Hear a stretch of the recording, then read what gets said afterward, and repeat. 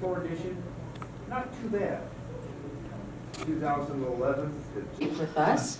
He is a sociologist who has been spending a fair amount of time looking into Adventism, and today he's looking at Adventist relations with governments. So please welcome Ron Lawson. Greetings. Greetings, Ron. Greetings. It's good to see you, and good to be back here.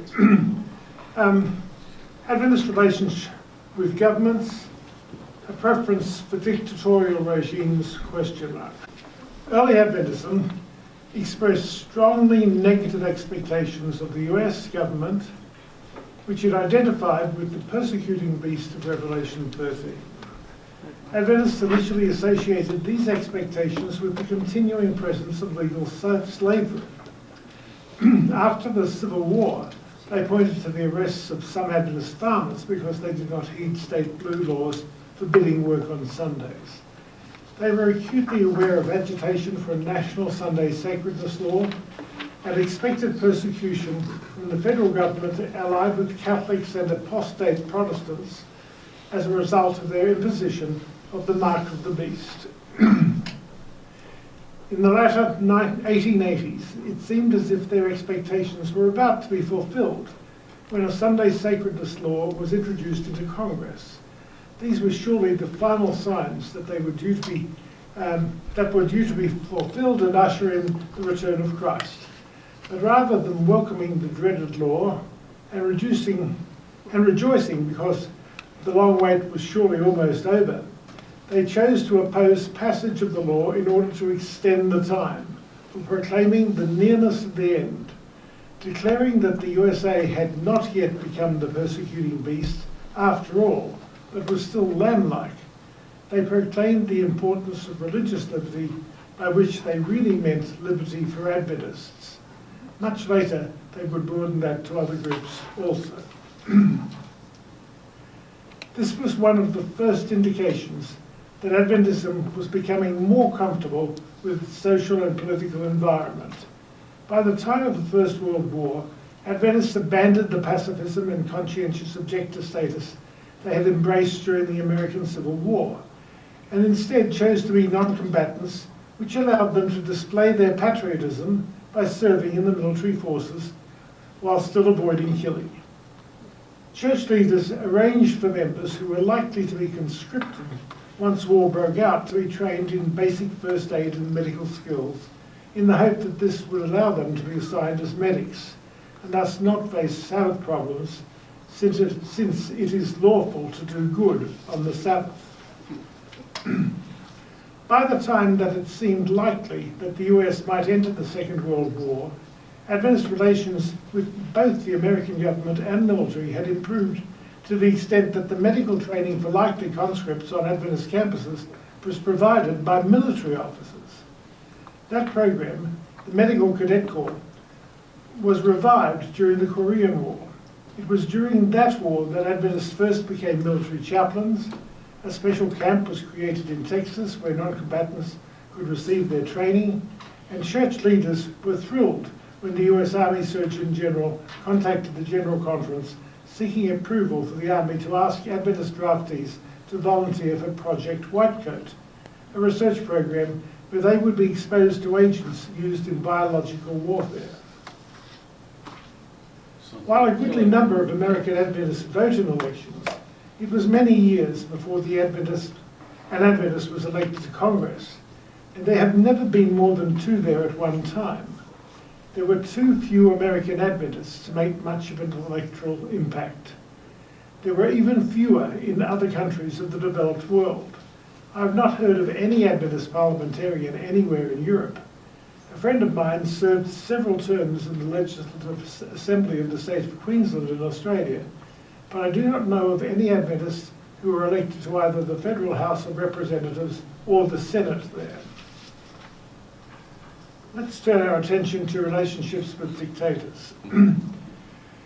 So what I've been saying is that in the developed world, we've been too small to have much of a political impact at all.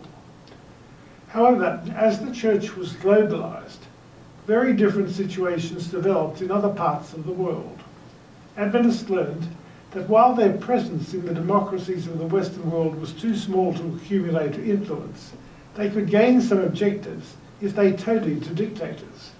Their main corporate goals were to be allowed to function openly, to retain and administer their institutions, and that their members be allowed to worship and refrain from regular work on the Sabbath. Adventists have typically evaluated rulers according to the extent to which these goals were being achieved, even when other religious or ethnic groups were treated badly. Church leaders have also basked in personal relationships with people in power and rejoiced when they were rewarded with personal privileges. What have autocratic rulers gained from such exchange relationships? There have been so many such relationships that I can highlight only some examples. Let's begin with the first, the Soviet Union under Stalin. Stalin cracked down on religious freedom soon after he achieved power in the USSR.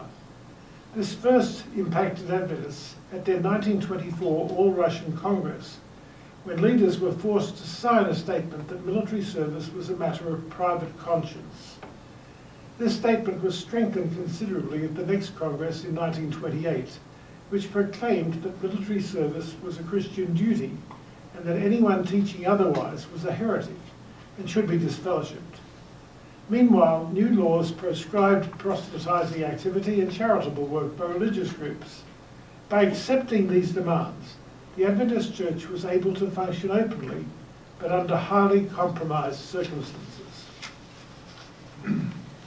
However, this capitulation caused a schism when some of the Russian Adventists broke away from the officially recognized church and went underground, thus attracting persecution. The schismatics called themselves the True and Free Adventists. True because they were faithful to the commandments to observe the Sabbath and refrain from killing, which they accused the official church of breaking, and free because they refused to be registered or connected to the government. Now to Nazi Germany. In Nazi Germany, the accommodation went further still. The most Adventist conscripts bore arms willingly, even though they had been accorded the right to opt for orderly or medical duties, and the Central European Division encouraged civilian members to work in munitions factories on the Sabbath. A letter was sent to all the members saying it's okay to work in munitions factories on the Sabbath. Adventist publications also went out of their way to express support for the regime, praising Hitler and his National Socialists with enthusiasm, declaring that he was almost an Adventist because of his abstemious lifestyle and celebrating his birthday. They also avoided using the word Sabbath and disfellowshipped Jewish members in order to avoid the risk of being thought Jewish, and reported the pacifist, schismatic Reformed Adventists to the authorities in order to separate themselves from them. As a result of their toadying to the Führer, they sharply reduced tensions with the state and survived almost unscathed in spite of the similarity of several of their beliefs and practices to Judaism. Their experience was in marked contrast to that of the Reformed Adventists, who suffered greatly, often to death, because of their unswerving commitment to their pacifist positions. After the war, it was the Jehovah's Witnesses, who had also suffered severely because of their refusal to compromise, who grew rapidly in almost every country in Europe, rather than Adventists. The Witnesses had gained credibility as a result of their commitment to principle. Now let's come to military regimes. Exchange relationships between Adventists and military regimes multiplied during the period from the 1950s to the 1990s. Adventists sought liberties, freedom to evangelize, to observe the Sabbath, and protection of their institutions, and favours, for example, accreditation of schools, facilitation of projects through duty-free import of equipment, and in return were willing to help legitimate or otherwise assist regimes. Such relationships became especially numerous among the military regimes that ruled most of Latin America from the 1970s and in the 1970s and 1980s.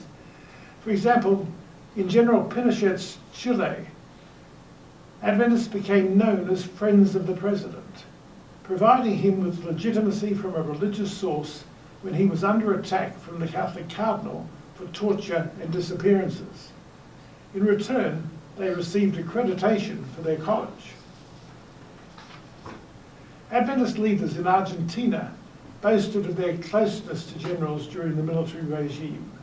When I asked them shortly after the transition to an elected government how they felt about those who had disappeared because they had been seen as opposing that brutal regime, now that the truth of these allegations had been demonstrated, their response was, Adventists did not disappear. That is, those they considered true Adventists did not critique the regime's brutal policies. Let's turn now to Eastern Europe. Adventists also established exchange relationships with almost every communist regime in Eastern Europe in the decades after World War II, with a great deal of toadying to the authorities, of spying for them, of putting survival and personal advantages first. Let's take Poland as my example. For example, Polish Adventist leaders accorded first priority to achieving a good relationship with the government and then making use of it. They could be useful to the regime because they were willing to attack its prime enemy, the Catholic Church. For example, they published one such issue of their magazine to coincide with the first visit home of Pope John Paul II, the Polish Pope. They also cooperated in issuing patriotic appeals to vote in the rigged elections. In return for their assistance, they were allowed to publish so freely that in a 7-year period, the amount of Ellen White's material published was exceeded only by the Bible and the works of Lenin. Other privileges accorded them included permission to sell their material freely on the streets and in government book kiosks, and to secure public halls for evangelism. This favoured treatment was extended to them even though the Adventist membership in Poland was only 4,700 at the time, in a total population of 38 million. Church leaders took increasing pleasure in such relationships and the legitimacy and status they afforded to the Adventist Church, and intervened directly to further them. Neil Wilson, president of the General Conference from 1979 to 1990, personally took control of building one such exchange relationship with the authorities in the USSR. In 1979, at a time when the latter were anxious to silence the anti-government propaganda of the schismatic True and Free Adventists, who were bitterly opposed to such ties, Wilson intervened with an open letter to Soviet Adventists. Quote, "The General Conference can recognize only one Seventh-day Adventist organization in any country. This would normally be the one recognized by the authorities. We encourage all who consider themselves to be Seventh-day Adventists to identify with the recognized body of believers." It may be of interest to you to know that because Roy Branson publicized this in Spectrum, he got into real trouble at that time with Neil Wilson. During a subsequent visit to the Soviet Union, Neil Wilson established a close relationship with Konstantin Karchev, chair of the USSR Council on Religious Affairs. During 2 visits to the US in 1986 and 87, Karchev visited church headquarters and several of its major educational, medical, and publishing institutions. These contracts resulted in approval from the Council on Religious Affairs for the creation of an Adventist seminary in Tula, outside Moscow. Adventists returned the favour by participating in and reporting favourably on Gorbachev's International Forum for a Non-Nuclear World and the Survival of Humanity in 1987, by disavowing President Reagan's characterization of the Soviet Union as an evil empire, by offering cooperation in areas of science, education and medicine, by praising Soviet religious liberty in their respected Liberty magazine, and by awarding Karchev at their 3rd World Congress on Religious Liberty in 1989 a citation honouring him as spokesman for human rights, promoter of religious freedom, at a time when Gorbachev was seeking to liberalise the Soviet image. Subsequently, they also received permission to establish a publishing house and church headquarters and a medical clinic in Moscow. A reform movement emerged in Hungary that was similar to that of the True and Free Adventists in Soviet Russia. Some of the Hungarian laity felt betrayed and shamed by the overt dominion and manipulation of their church by the state, and they objected especially to an agreement to train Adventist pastors at the state-run interdenominational seminary. They too formed a schismatic group and appealed to the General Conference for recognition. However, Wilson, after meeting with Imre Miklos, the head of the Hungarian Office of Religion, in 1984, declared again that the General Conference would recognise only groups with government recognition. The church president endorsed the relationship with the official Adventist church, which the official Adventist church had established with the regime, when he brought Miklos to the General Conference Annual Council as a special guest in 1987. Neil Wilson fancied himself as something of a travelling diplomat and revelled in photo opportunities with political leaders. When he was asked about his dream for the church, he replied that it should grow numerically and financially and in terms of world acceptance and influence.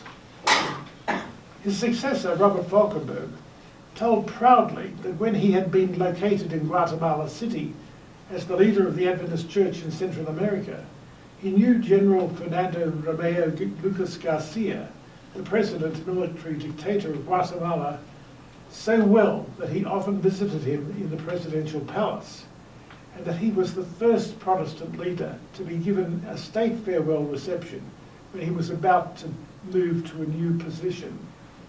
Now, this president, I was told when I was in Guatemala, was the most bloodthirsty of all the dictators that they'd had. Let's turn our attention to democracies in the developing world. A different pattern has emerged in democracies in the developing world, where Adventism has many members. In some of these, Adventists have risen to power. For example, in Papua New Guinea, a goodly number of members of parliament and cabinet members have been Adventists since at least the 1980s, when the Deputy Prime Minister and 3 judges of the Supreme Court were also Adventists. Sir Silas Atapade served as Governor General from 1997 through 2004. He was an Adventist. This pattern of many Adventists in high places has continued since that time and indeed strengthened. In May of this year, James Arape, an Adventist who served as Member of Parliament since 2007, was elected as the country's Prime Minister. This pattern emerged because of the early leadership of an Adventist academy, which was one of the first to go to grade 12 in Papua New Guinea. Since the 1980s, many Adventists have attended universities there, and more recently a new Adventist university has become highly regarded. So Adventists have many people who have risen to really top positions in Papua New Guinea. Similarly, in Jamaica, there has been a similar pattern extending back more decades, with many Adventist members of Parliament, ministers, and top civil servants. In 1909, a non-Adventist Prime Minister appointed the President of the Adventist Union in Jamaica, Patrick Allen, now Sir Patrick Allen, to the position of Governor General, or symbolic head of state. In 2016, following an election, Andrew Holness, another Adventist, became Prime Minister. In the Solomon Islands, Manasseh Sogavare became Prime Minister in April 2019. This is his 4th term in that post, which he first held in 2000. He has been a controversial leader of the islands group's fractious parliament. In Uganda, Samson Kasika, a medical doctor and close associate of President Yoweri Museveni, served as Prime Minister from 1986 through 1991 and as Vice President from 1991 to 94. Kasika rose to prominence because of his role in the rise of the president, rather than because of a large Adventist presence within the population. Take note of this. I think this is an important point.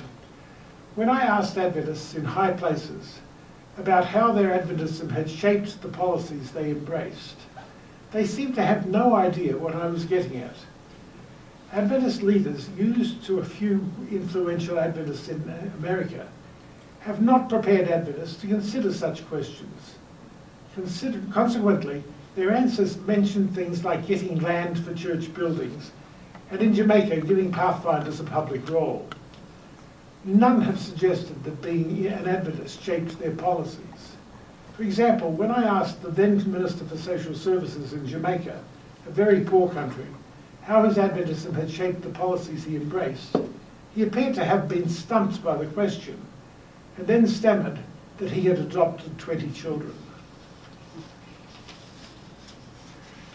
Indeed, being Adventists may have led some to retrograde policies on some social justice issues.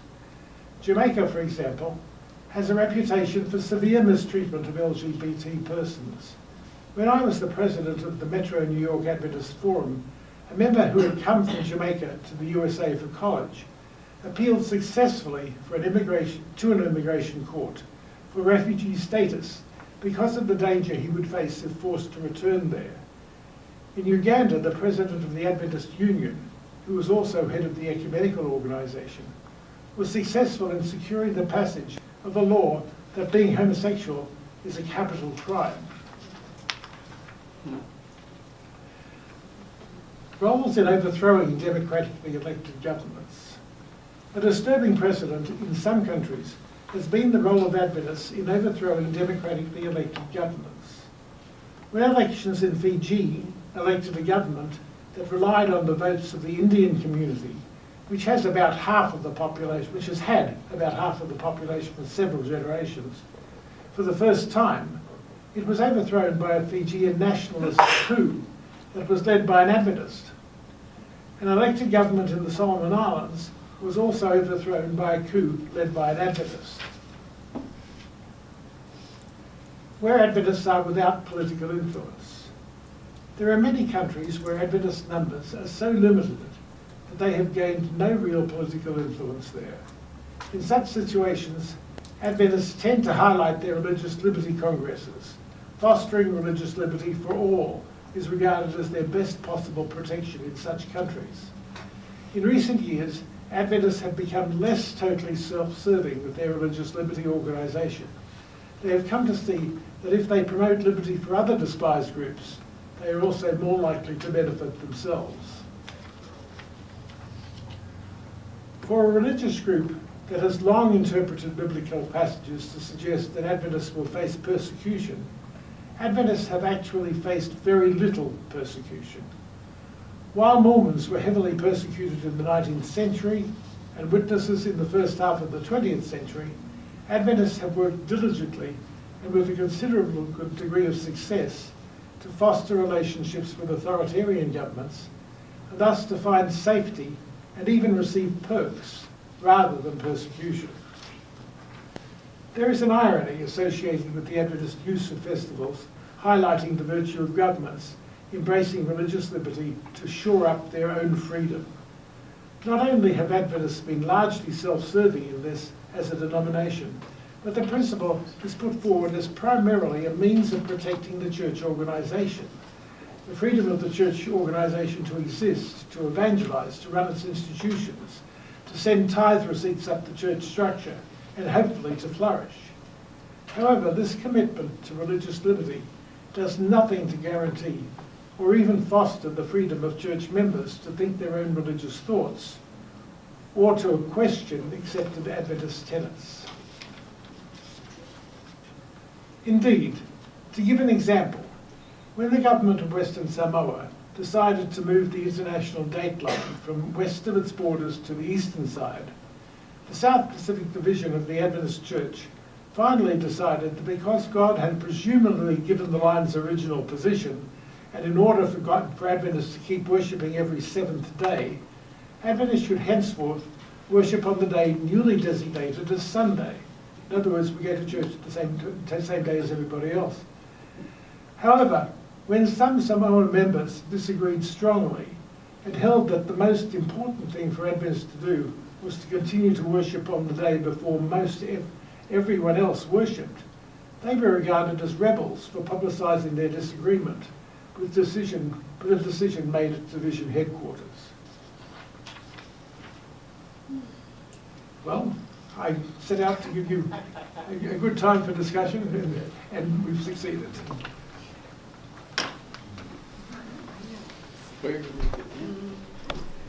It's for Forrest to point to the hands.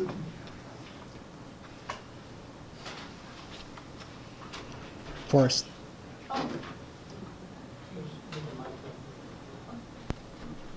Sure, it's on. Thank you so much. Turn the switch on. On. This one? Okay, good, thank you. This is nauseating, thank you. But my field is political science, and compromise is what we study. And for anything to survive, you have to find ways to be able to survive. If you dug in your heels and you go against the currents, you will die. And so I cannot say that I am in agreement, but I think you have to look at it realistically. There is something to be said about ways to survival. And so how do we do that? How do you make a decision about how you keep most of the people going so when things go right, people can thrive better? So I can't support what has been done, but realistically, that's the way to survive. I agree with that. But these instances that I've mentioned certainly give me pause at the same time. I'm here today reporting to you what I've discovered. Of course. You'll notice I haven't said I think this is terrible. From my part of the world, Saddam Hussein was a very good friend of the Adventists, which just lovely. They were buddies. Seriously. But if I can give you another example, probably the first compromises were done in the 1880s and 1890s in Latin America.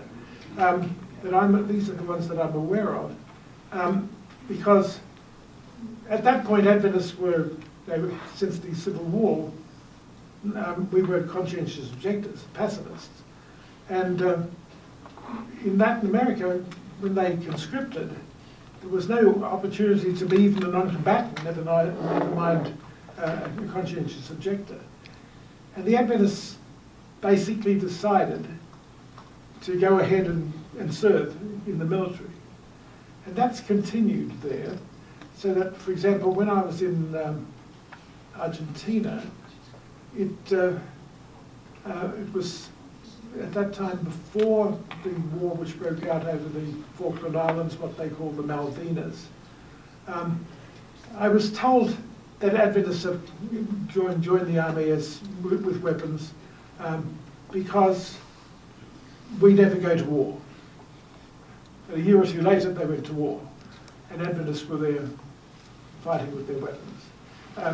So that they survived. They said to me, in many countries in Latin America, we do not take a position against military service. We don't want to be identified with the Jehovah's Witnesses.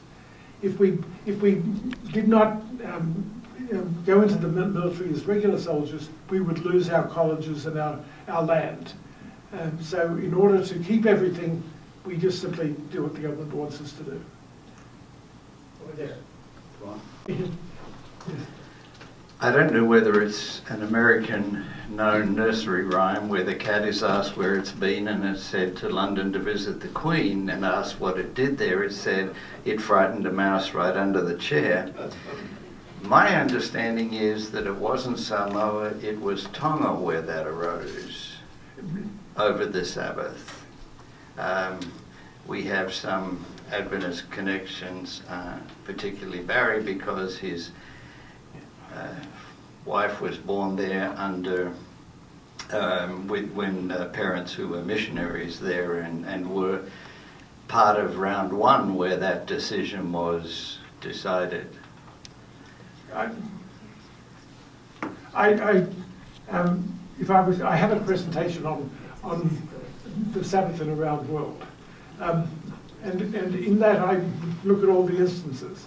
I only mention Samoa because of the blackballing of those who disagree with the division. That's the reason I brought that up today. But you're right that in Tonga, many decades ago, the same sort of thing happened. No, in the present, just in recent years, they essentially reversed. In recent years in Tonga, they reversed so they could be different from, which is essentially what you said. It was important to them that they be on a different day. Oh, so they've changed. Yes. Well, for a very long time, after they changed where the date line was, they worshipped on Sunday, or what the country called Sunday. So I didn't know about that one. I must know. Yes, no, this is just a few years ago. Oh, well, thank you. I appreciate being alerted to that. Right here. Thank you for your presentation. Thank you for your presentation. A while back in Haiti, with the help of Hillary Clinton, the Seventh-day Adventists helped take away this Catholic priest who was the president and put in his place this calypso dancer, ex-cocaine addict, a person who used to rob train. He lived in the States for years before and put him as president, which had no sense of finance or anything. So the country keeps going down, down, down. But the other thing that's happening also with missionaries is drugs. Then it's not just the top. There's a group of Christian missionaries, Adventists also, that are taking drugs through these countries. They put the person they want, and they're running drugs. When one hub closes, they use another. Now, Haiti is only used for that. Haiti is like it's horrible. And it's, drugs are coming in, but they're coming through missionaries, bringing it, and they're keeping other people from building. A couple of people wanted to go and spend money in Haiti and grow something. They almost wanted to kill them. They threatened them in the countries where they live. They don't want anybody to come and improve the country because they're growing everything in the mountain area. It's a mess. It is sad. Your reference to the Adventist eagerness to get rid of the former Catholic priest reminds me of the Philippines. President Marcos, you probably all remember Imelda and her shoes, and Marcos, the dictator who managed to extend his term for decades. We regarded him as a friend because he was almost an Adventist in the sense that his grandmother was an Adventist, and as a child he'd attended Sabbath school. So we saw him as a friend, and we were really frightened of, what was the name of the woman who replaced him? No.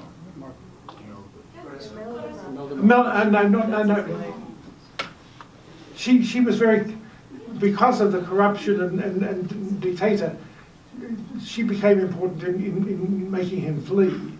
And she became the president instead.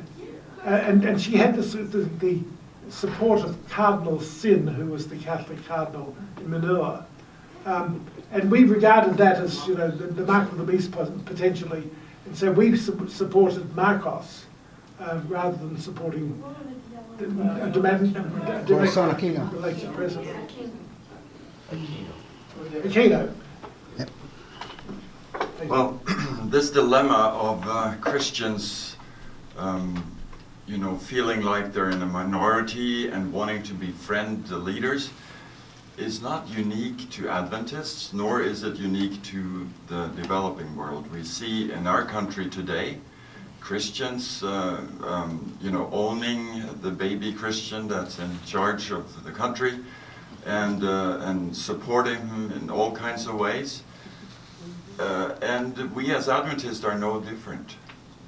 And I find it interesting, coming from a place where conscientious objections is the rule, to come here and meet on the 4th of July and on Veterans Day, celebration of Adventists that are in the military. In fact, at the University Church, standing ovation for all people who've been participating in the military, getting medals from the General Conference. I'm just astonished. And I have no words.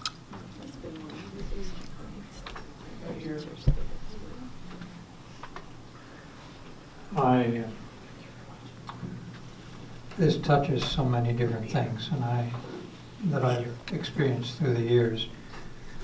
Just a couple comments, I guess. When I was operating at the General Conference office building, one worship one morning, and this was during the Gulf War, the prayer that morning was offered for the protection of our boys in the military. This is at the world office of a church. I cringed, and I spoke to certain individuals about it, but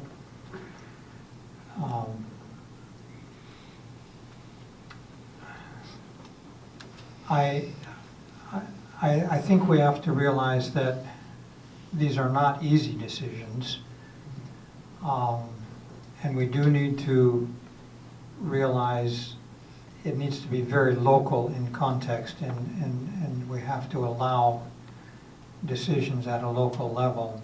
But I guess what concerns me is the general attitude or general operational mode of operation seems to be survival above principle and survival of the institution, protection of the institution. I think that's a problem. Neil Wilson's mentioning that we only recognize the entity that the local government recognizes has real problems. And that contributes to an attitude of open countries and closed countries. In other words, if the government does not recognize us or does not allow us, we call it a closed country. My way of operating through the years has been that God does not have a list of closed countries. And in our work, we must think of alternative ways where the gospel can move into even, quote, closed, unquote, countries. Perhaps I should fill in something which I didn't say today. If you were here during my first presentation, beginning of last month, I talked to you about church sect theory and about the way Adventists started as a sect uncomfortable with its surroundings, and that over time we became more denominationalized and more comfortable with our surroundings. And the first of my 4 volumes is going to be illustrating that across several dimensions. And one of those dimensions is politics, because, well, governments, relations with governments. Obviously what I've said today has been, let's get comfortable. And that's the major theme, I think, in this. That instead of expecting persecution, and we instead want to flourish, and we've been prepared to make all sorts of compromises with governments if necessary to do that.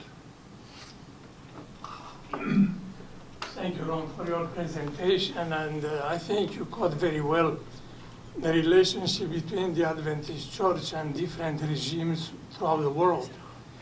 I will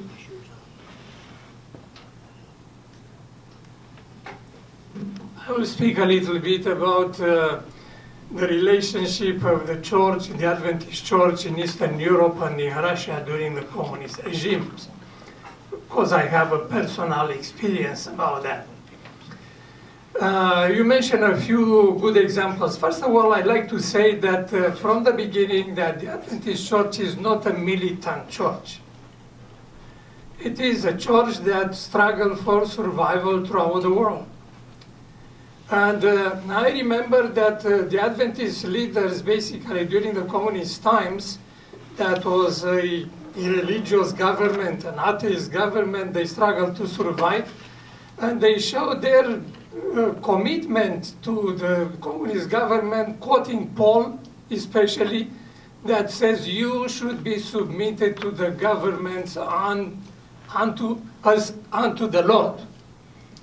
And they are showing this text and say, look, the Adventists are very devoted to the government, submitted and helpful and supporting the government. You mentioned a few examples, what happened, let's say in Poland, a classic example, that during the formation of Solidarity, which was supported by the Catholic Church, when Elder Wilson was invited to Poland and it was welcomed with the red carpet, like a head of state. I have an personal experience in 1980 with what happened in Romania. A lot of Adventists were suffering, were in prison, suffered. I mean, they were treated like third-degree citizens, like pariahs, because they didn't send their children to school. Those that they didn't, because some were doing that. And but those that tried to stick to the commandments, to respect the commandments, they suffer a great deal. And in 1980, when after 2 years, when I was fired because of the Sabbath for 2 years, I was without job, and finally, after a lot of problems which my family and I suffered during these 2 years, I obtained approval to leave. I was in my way to the United States. I was for a period of a few months in Vienna, in Austria. And during one Sabbath, we usually came from camp to Advent House, the largest Adventist church in Vienna, and worshiped there. Elder Wilson came to the church, and I learned that he was in his way to Romania because he was invited by the president of the Union, Romanian Union, to celebrate 35 years of freedom under communist government. When I heard that, I mean, my hair just went straight up. And I talked to him. And I told him, you don't have to go, Elder Wilson, to Romania, because you are supporting the communist government that is persecuting Adventists. There are Adventists in prison. There are Adventists persecuted because they don't work in Sabbath. They don't send their children to school in Sabbath. And these people are lacking any citizenship rights. And you are encouraging, you are supporting the communist government that is doing all these things. You should not go. And of course he went. And clearly that was a support for the communist government. And it was a false impression, because that was not true, was not freedom under communism. It was a toleration for those that accepted, as you mentioned, those that accepted the supervision of the government, submitted to the government, and accepted all this control, financial control, the election control, and everything was controlled by the government. Well, with one point of your presentation I don't agree, and I mentioned already there were a lot of Adventists that were persecuted under communist governments. And I will mention another example in Russia. Shelkov was a free Adventist. He was in prison for 24 years. But Elder Wilson didn't recognize that. He didn't support him. He supported the recognized church.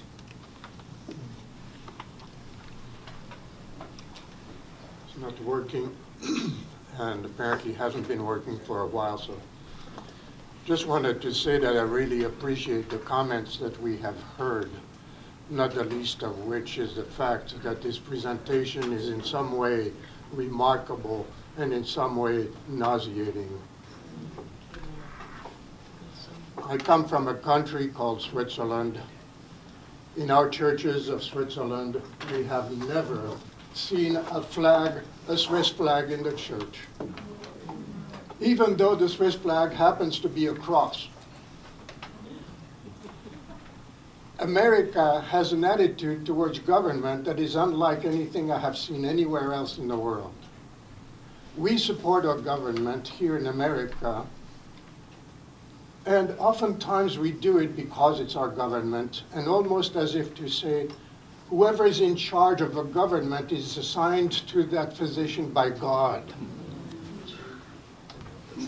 This is absolutely not what God or Jesus ever said. It's allowed by God, it's not designated by God, and there's a huge difference between the two. It is time we recognize that we are here, almost worshiping our governments, instead of worshiping the truth that Jesus came to share with us. Amen. Well said. Thank you.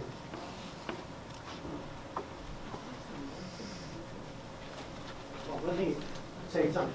I was working in the American Bible Society in the early 2000s when America invaded Iraq.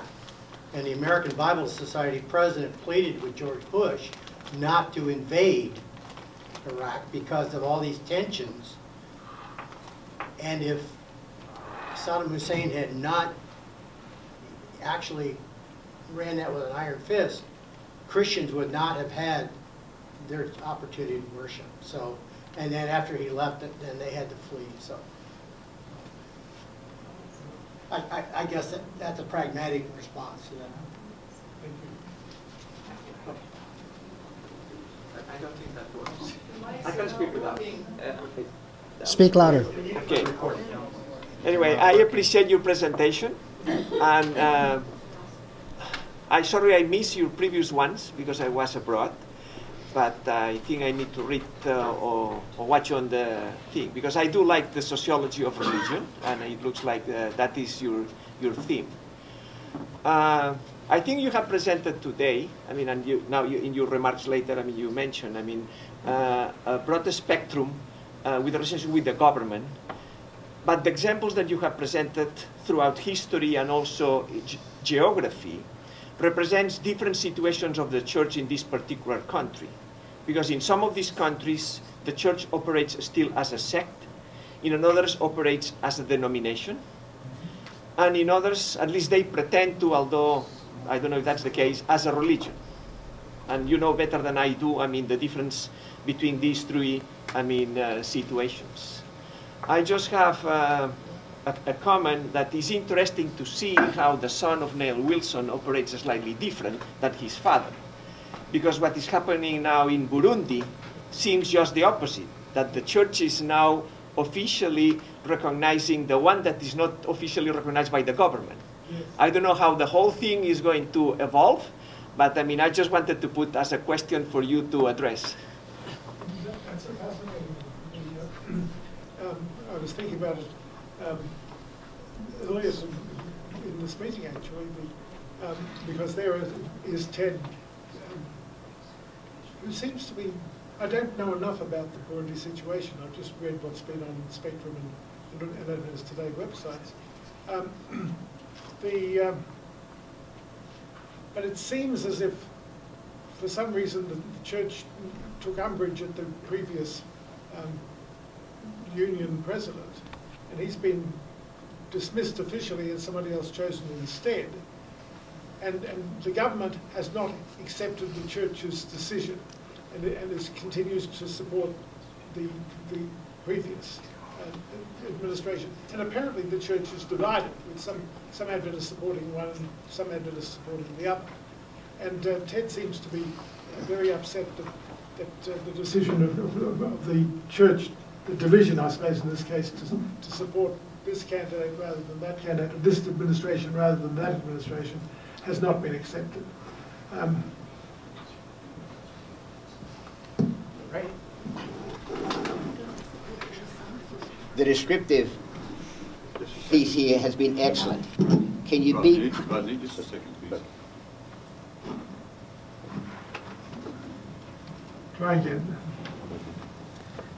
A+ for the descriptive component. We're losing so many of our young people because they don't see relevance in the church. They don't see any stand for morality. It's just strictly driven by, not strictly necessarily, but clearly driven by doctrinal differentiation. Can they expect more of the same? Can you be prescriptive for a couple of minutes? What do you want me to describe? I'm sorry. Does the next generation just of Adventists expect more of the same? Is there any prescription here that is emerging in your mind, in your analysis, or is your work totally descriptive? Oh no, I do come to some chapters in the fourth volume which talk about the future of the church. So I have to deal with those sort of things. But again, it's what's happening and what this indicates where we may be going. I'm not a prophet, I'm just being a sociologist. Next week, I will be talking about this partially. I'm going to be talking about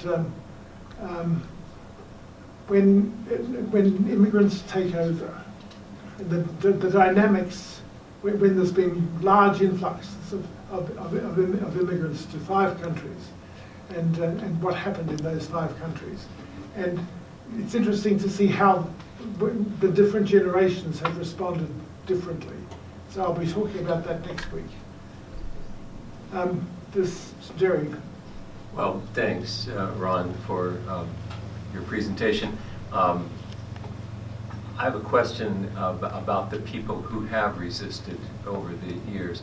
And let me just preface it very quickly with, there was a fellow named Philip Halley who wrote a book years ago, Lest Innocent Blood Be Shed. And what Halley said is, I can find plenty of examples of people of faith who failed in that faith, but I'm looking for examples of people who didn't.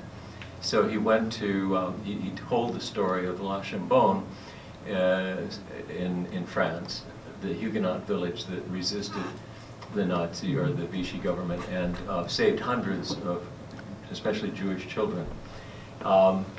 One of those children is the wife of a faculty member at Loma, now in her 90s. So people who were saved by them still live, and one of them here. Fascinating story.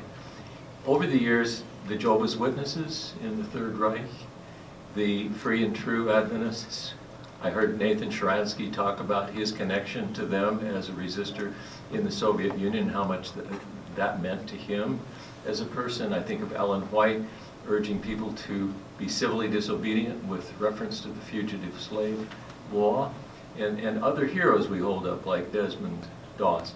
So my question is, what are the resources in Adventism that have allowed the Reformed Seventh-day Adventists in Germany, to pick another example, and all these other examples to resist? Because there are many disappointing examples, but there are some good ones. Seems like there might be a value in describing those and analyzing how did they do it.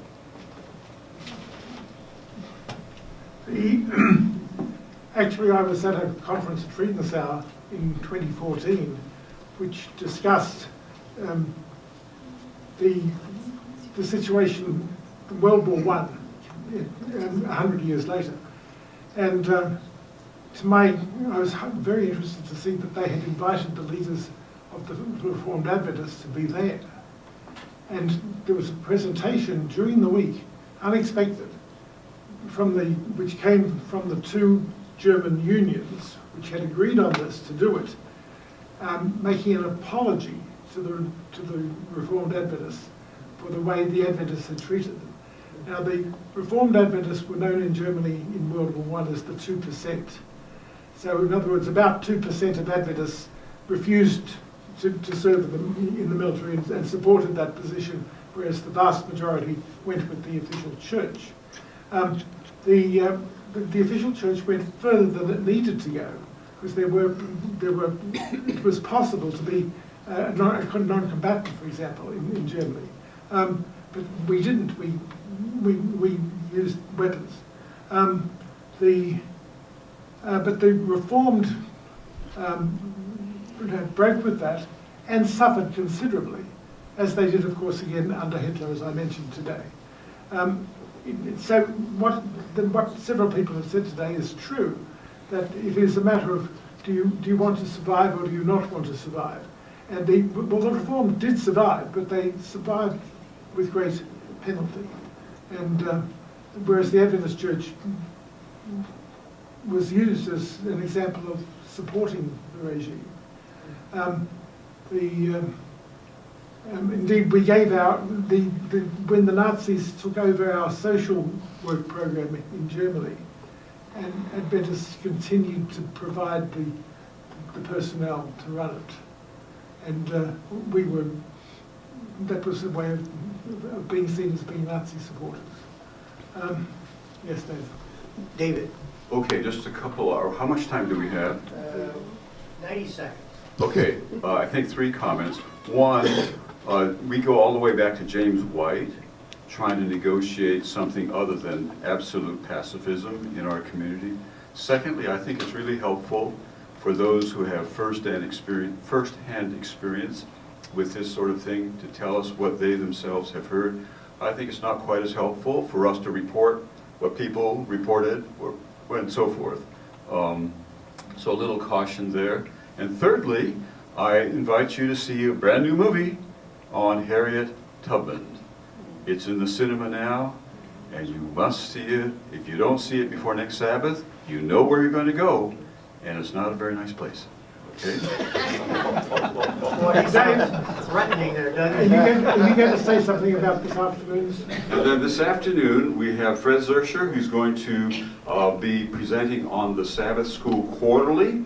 I think it's very important for us to realize that he's doing that, which is quite revolutionary on this campus. And then at 1 o'clock, we will have Ron Lawson again on Adventism and animism. We failed to record it the first time he presented it. We will record it now. So if you missed that 2 weeks ago, you're invited to come. I mean, indeed, if you want to hear it for the second time, you're invited to come. I would like there to be an audience and discussion, because just as this time I left plenty of room for discussion, I did that time too. And if there's nobody to discuss, we won't.